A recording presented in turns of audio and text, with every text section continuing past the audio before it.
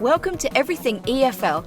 My name's Erin O'Byrne, and I firmly believe that you as a teacher are special, amazing, creative and passionate. But it's very easy to get burnt out and overwhelmed.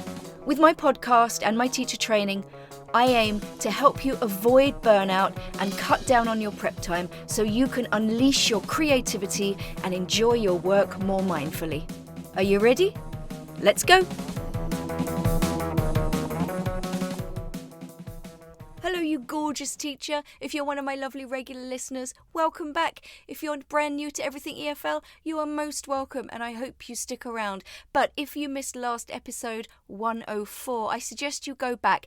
This is part of a series within a series called Cornerstones of Learning, and its aim is to kickstart a gradual but manageable process of you becoming a better teacher and of developing. And I feel like you need to listen to my pep talk in episode 104 before you begin.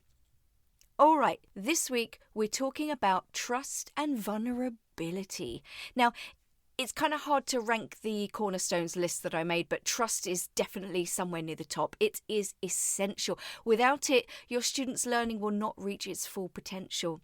Building relationships with students means trust. Trust means learning. Community means trust, which means learning. Community between you and each other. More on this in a future episode. But my point is, you will get more out of them if you do this process. You won't reach everyone straight away. You have to work your way around the room, if you will. Be patient. Let's start with the benefits. Why should you spend your time building trust with your students?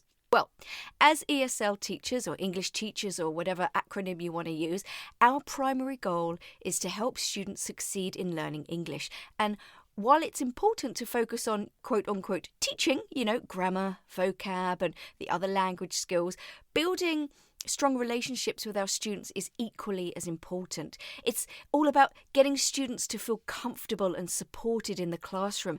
They're more likely to stay motivated and engaged and open to learning, and this doesn't just happen naturally in a lot of cases. I think we just kind of, expect our students to be motivated and to learn, but it just isn't really true, is it? Think about, maybe not even adult students, but I'm just thinking of a specific case. My husband is Irish and his memory of learning Irish was pretty traumatic, and the only thing he can say to this day in Irish is, "Can I go to the toilet, please?" And he learnt that out of fear, and nothing else. So, if he were to learn another language or try and learn Irish again, I think there would just be a huge psychological barrier preventing him from really learning. So anyway, here are some reasons as to why building relationships with our students is critical to their success. Firstly, building trust and rapport. When students feel their teacher genuinely cares about their well-being, they're more likely to trust and respect you. And this creates a positive learning environment where students feel comfortable asking questions, sharing their thoughts and ideas, and taking risks in their learning. And that could be something as, insignificant as raising their hand and asking for help and saying, "I don't know." Secondly, it encourages participation. Students with positive relationships with their teachers are likelier to participate in class activities and discussions. And when students feel valued and appreciated, they're more likely to contribute to the class and share their experiences and perspectives. At the end of the day, they're learning English, whether they know it or not, to communicate. So, that needs to be encouraged as much as possible in the classroom environment. Thirdly, it supports academic achievement. Research has shown that strong teacher-student relationships are linked to academic achievement. When students feel connected to their teacher, they're more motivated to learn, they're more likely to complete assignments, and they're more likely to achieve their academic goals. Students also learn better when they're not afraid to make mistakes, and this can only be done when they trust you and your reaction or response. So how can you foster a strong relationship with your students? Here are just a few strategies. Very simple. Firstly, and probably most importantly, get to know your students. Learn about their backgrounds, their interests, their goals. Show interest in their lives outside the classroom and use this information to personalise your lessons and activities.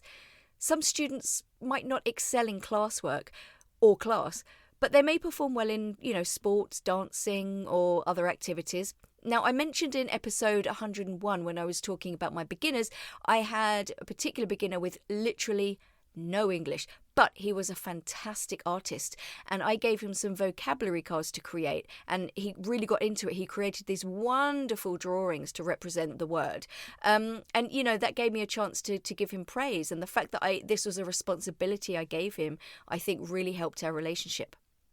Secondly, communicate effectively. Make sure your students understand your expectations, instructions, and feedback. Use clear and simple language, visual aids, and gestures to help convey your message. Thirdly, listen. So a week or so ago, a less experienced teacher was telling me that she has a student who's practically falling asleep in class, very unresponsive. And I think she automatically jumped to, this student's being a shit, they're not interested. But I said, have you spoken to them? No, she hadn't. Okay, so what's going on? Maybe, is it worth taking this student aside and just asking, is there anything happening? Is there something I can help you with? So just listen to your student's perspective and offer a solution based on that information. Treating students with empathy reminds them that they are valued. Listening allows the student to be honest and vulnerable without fear. Now, this may be tough, as Jessica Guarnieri said in episode 90 and when we talked about dealing with trauma. Take the time to do this. You're going to spend a long time with most of these students, especially if you're in mainstream education, maybe up to 10 or 11 months. It's worth taking the time to listen to them. Fourthly, provide support and encouragement. Be a source of support and encouragement for your students. Provide positive feedback, praise their efforts, and offer assistance when needed. Number 5, think about your role and maybe, tell them make it very explicit, I am here to help you and support you as well as teach you. Teaching, what is your student's perspective of teaching? Teacher delivers information. Okay, fine, we do that, but we do so much more. Maybe the students need to hear that from you as well. And lastly, create a positive classroom environment. Create a safe and welcoming classroom environment where students feel comfortable expressing themselves and taking risks in their learning. Encourage teamwork and collaboration and celebrate diversity and cultural differences. Even if you have a monolingual class, times are changing. Do your students come from different backgrounds? What can you explore there? Oh, that wasn't lastly. I think this is lastly now. Show appreciation. There are many reasons for poor relationships. One could be that the student has a personal feeling of inadequacy, and a student who doesn't feel recognised by the teacher will likely respond with rebellion or withdrawal. Even adults, we've all seen it. So you want to see them, blossom and flourish. So, this happens with a compassionate and kind attitude from you. And of course, patience. Again, guys, process. A student like this might also fail to participate in class for fear of ridicule. Maybe they won't ask for help. So, to help students overcome their fear of failure, learn to recognise the student's efforts. For example, when you ask a question in class, thank the student for answering, even when they don't give the correct answer. This shows the student that you appreciate their effort. And verbal praise is also essential to motivation and increasing students' engagement during lessons. I'm a firm believer in positivity. See episode 71. And also, you can share as well, which segues very nicely into vulnerability. The question is, how much of yourself are you willing to share with your class? Here are some things my students know about me. I'm a total Lord of the Rings geek. I failed my driving test 5 times. There's nothing that breaks my heart more than seeing a dog who's had its spirit broken by a human. I love flowers and my garden gives me peace. And my husband's very messy. He'd say I nag him about it. I call it angry repetition. Am I right, ladies? So, my dad got seriously ill during the pandemic. The day before I was due to go online teaching, for the first time ever, he went into hospital with serious heart problems, and this caused me horrible anxiety. Oversharing? Personally, I don't think so. This example, I used it with my students after I'd processed it, okay? So way after the fact. And, that's fine. My point is, Do your students see you as a teacher or as a human? You know, we all go through different things in life that we can all empathise with and find common ground with. It's all about putting the human at the centre of the learning experience, episode 47, but it does work the other way around too. Your students have to see you as a person. There is a line, obviously, but it can be a malleable, bendy line. How about, using stories as well? I often use my husband. See last comment. So, my students see me kind of as a married woman, middle-aged, I'm a bit messy sometimes, failures, whatever. I